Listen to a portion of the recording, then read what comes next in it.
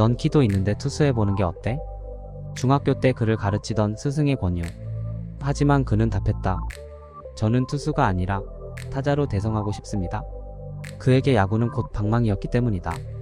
그가 야구를 시작하게 된 건 초등학교 3학년 때였다. 그는 원래 야구보다 축구를 좋아하는 아이였다. 하지만 초등학교 3학년 때부터 고학년이라고 착각할 만큼 유독 키가 컸던 그의 피지컬에 반한 초등학교 야구부 감독이 그를 리틀 야구부에 뽑은 것이다. 리틀 야구부 감독은 항상 그에게 칭찬을 아끼지 않았고 이게 야구로의 흥미로 이어지게 됐다. 그는 야구부에 들어가고 싶다고 부모님께 말했다. 하지만 부모님의 반응은 냉정했다.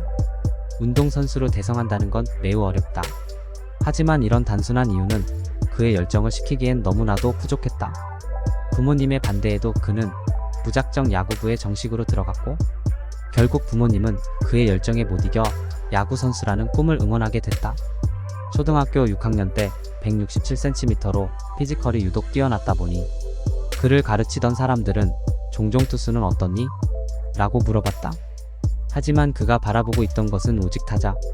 이런 그의 고집이자 열정을 알아준 게 고등학교 지도자인 박영진 감독이다. 사실 그는 중학교 때까진 큰 키에 비해 체구는 날씬한 편이라 장신임에도 하위 타선을 맡는 경우가 많았다. 그리고 고등학교 1학년 때 그는 경기에도 많이 나서지 못했다. 터닝포인트가 된 건 유급하기로 하면서 시작하게 된 벌크업. 190cm라는 몸에 어울리는 몸을 위해 20kg을 증량했고 이런 그의 노력은 장타력 향상으로 이어졌고 박영진 감독은 그를 고정 4번 타자로 낙점 지었다. 190cm 95kg.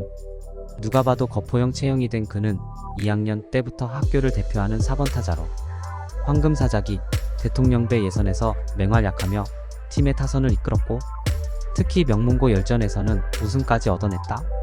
이런 불방망이는 주말리그에서도 뜨거운 화력을 선보여 고교 주말리그 경상권 최우수 선수로도 선정되며 이승엽, 김승관을 이어 대구 출신 거포의 후계자로 관심을 받기도 했다.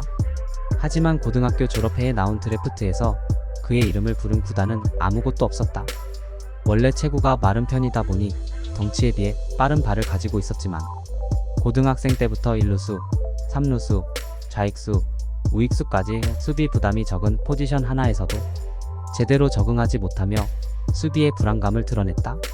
특히 1루수 자리를 주로 맡았는데 짧은 거리 송구에서의 불안감과 수비 불안이 미지명의 큰 이유였다. 결국 드래프트에서 냉정한 현실만을 맞이한 그는 미지명의 아픔을 뒤로하고 대학 야구 리그로 향했다. 그가 고른 학교는 성균관대. 성균관대에서도 그의 방망이는 한층 더 뜨거워졌다. 11년 만에 나온 대학 리그 한 경기 3홈런을 기록하며 대학 리그 홈런 왕 9홈런에 오를 정도로 폭발적인 장타력을 보여주며 투수 주승우와 함께 성균관대의 핵심으로 활약.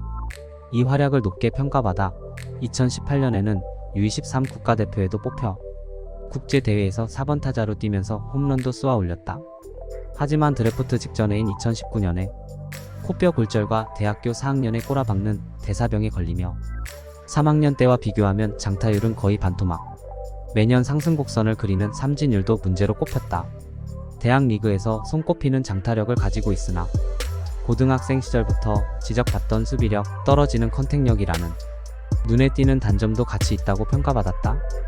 고등학생 시절과 비교하면 장단점은 크게 달라진 게 없었고 고등학교 3학년 때는 주말리그 MVP였으나 대학생 때는 심각한 대사병 환자라는 불안 요소까지 고등학교 졸업해에 나온 드래프트만큼이나 지명 가능성이 높진 않았지만 한 구단이 그의 이름을 불렀다.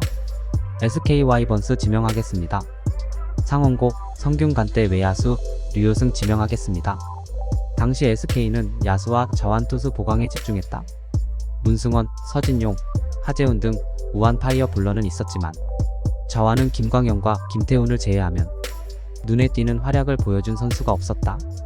당시 SK는 코리안 시리즈 업셋, 가을 야구에 진출했던 팀이기에 완성되어 있는 작은 육각형의 직전감보다 3에서 5년간 다듬으면 큰 스케일을 보여줄 수 있는 선수를 획득하는 데에 집중했다.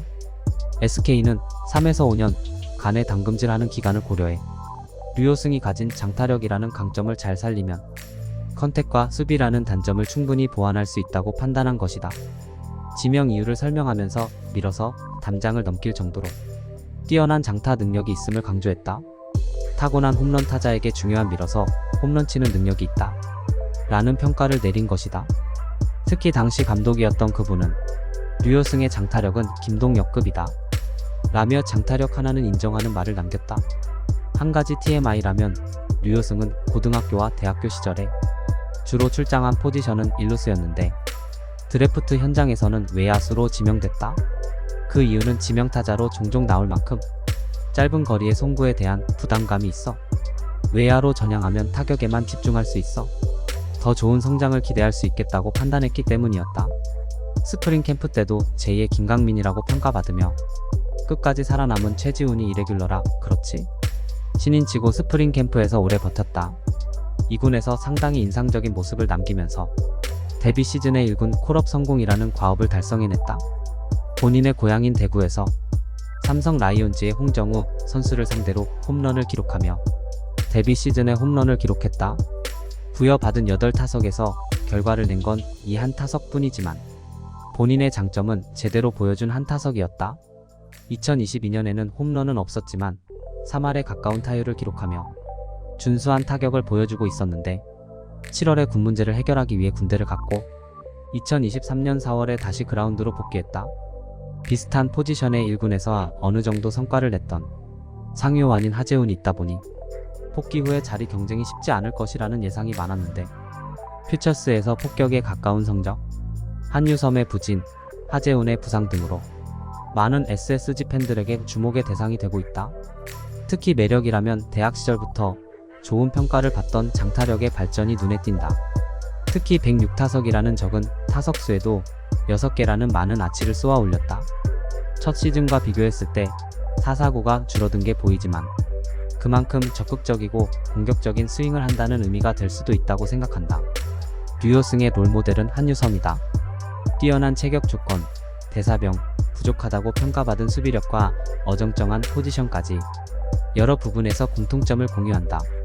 문학은 홈런 팩터가 높은 구장이다 보니 SSG는 항상 거포에 대한 기대감을 많이 가지고 있다.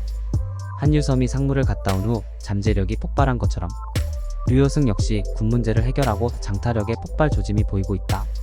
한유섬은 9라운드라는 하이픽의 선수였다 보니 9라운드의 기적 또는 하이픽의 기적이라고 불린다. 류효승이 지명된 2020 드래프트는 SSG 팬들은 모두 인정하는 정말 드래프트 잘한 애 중 하나다. 오원석, 전희산, 최지훈이라는 투수와 내야, 외야의 미래 핵심 자원들을 뽑았고 핵심 유망주로 평가받는 김성민 같은 유망주도 있다. 과연 포스트 한동민을 꿈꾸는 류효승도 오원석, 전희산, 최지훈의 뒤를 잇는 2020 드래프트 성공 사례 중 하나가 되어 대졸의 기적을 써내려 갈 수 있을까?